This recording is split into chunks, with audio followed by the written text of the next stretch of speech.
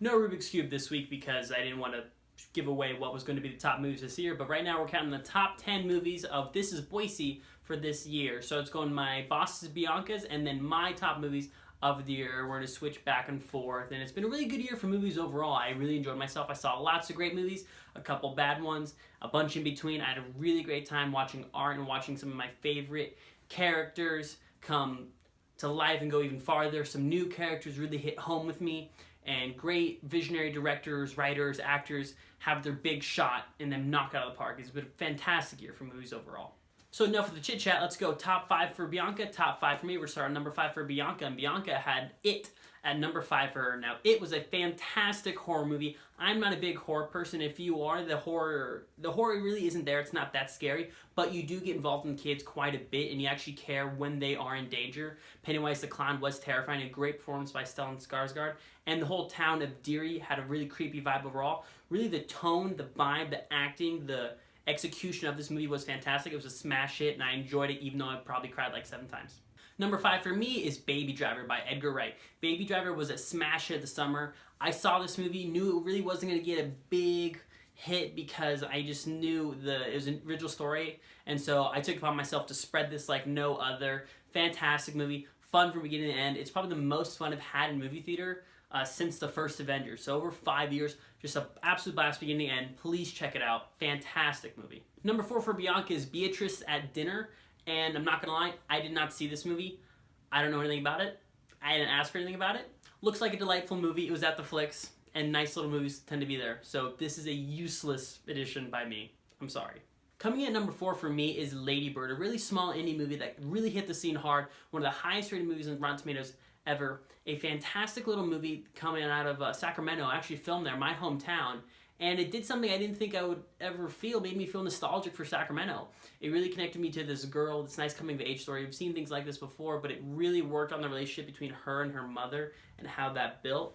And it was really, really beautiful. Well done. It makes you miss your mom. I miss my mom. So I sent her a text right after and made her feel all warm and loved, because I'm just the best boy ever. Coming in at number 3 for Bianca is Thor Ragnarok. Now, Thor Ragnarok is an absolute blast beginning to end. So much fun, so much laughs, so much different kind of humor. Great development between Thor and Loki once again, really elevating the Marvel Universe again. Tessa Thompson is a great addition. Tom Hiddleston brings it. Chris Hemsworth with the hair. Mark Ruffalo's back, better than ever as the Hulk. That really was a more like crossover comic book type vibe movie, and it was so much fun. I really enjoyed it. I highly recommend you check that one out. Number 3 for me is probably my biggest surprise to make on this list was Disaster Artist. Disaster Artist was this brilliant movie made by James Franco and Dave Franco about the making of The Room and Tommy Wiseau and how that relationship between him and Greg built as they made the movie. I didn't think I would care much about what was going on behind the scenes. I thought The Room was a terrible movie, but then they really made me care about these two guys and where they thought they were going to become these big stars together, and it ended up all falling apart. I also saw it with someone who didn't see the movie The Room at all, and she had a fantastic time too. So it only shows how good this movie is if someone with zero context understands and enjoys it. Number 2 for Bianca was Coco. Coco was the Pixar's only original animated movie this year, and it was just awesome. It really showed Mexican culture in the best way possible. It, for the first couple minutes, is about a standard kid story, and then it finds its legs and it runs. It's doing great overseas right now. It's making so much money, and I love this movie so much. My goodness, fantastic movie. Coming in number 2 for me was my most anticipated movie of the year, and initially it kind of was weird on me, but then without a doubt, Blade Runner 2049 is my second favorite movie of the year.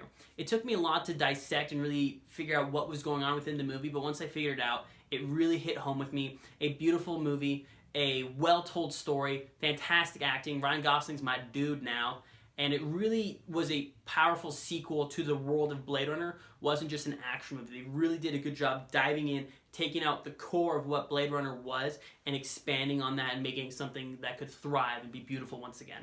The number 1 for Bianca is one of my favorite movies of the year as well, is Atomic Blonde. Atomic Blonde with Charlize Theron, a kick-ass, badass movie. Charlize Theron is kicking everyone's ass the whole time in this movie. She did all of her own stunts. Atomic Blonde has one of my favorite scenes of the year, which is nice middle car chase, hallway fight. Really awesome, really badass, female power, all about that. Really awesome movie. Atomic Blonde, number 1 for Bianca. My number one movie of the year is one I saw in early March. I've been pimping it all year long, and it's without a doubt Get Out. Get Out, Jordan Peele's directorial debut, Daniel Kaluuya's really stardom start. The dude just kills it. A fantastic execution of idea, character, tension, story, writing, social commentary. Just absolutely brilliant. It has something to say. You're entertained the whole time. It's not too scary, but it's not too much on the jokes. It really tells this fantastic story. And once you know what the overall like twist is, watching the movie again becomes only stronger because it has just this creepy aura around it. And it's just a fantastic movie that was made, not a shot was wasted the entire time, and rewatch value is so important with this movie. So Get Out, for me, without a doubt, the number one movie of the year. That's all 2017 for me. I hope you enjoyed watching. I really appreciate you watching all this time. I'm all about movies, and so the only way I can end 2017 and start 2018 is by giving you my favorite movie quote of this year. Let the past die.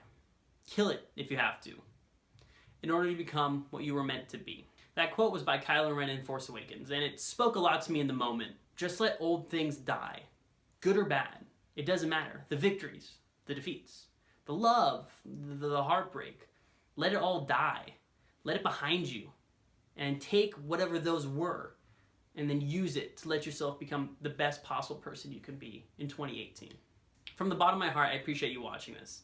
It means the world to me to sit in my room alone and record these dumb videos. But I have a lot of fun doing it, and I really appreciate you guys watching. I hope you have a fantastic 2017. I hope you have an even better 2018. And I'll see you guys all in a couple weeks for more videos. Bring in for a hug. You'll know what my favorite movie of the year is. Blah, blah, blah. If you've talked to me about movies at all this year, you'll know what my favorite movie of the year is, and it's by with that.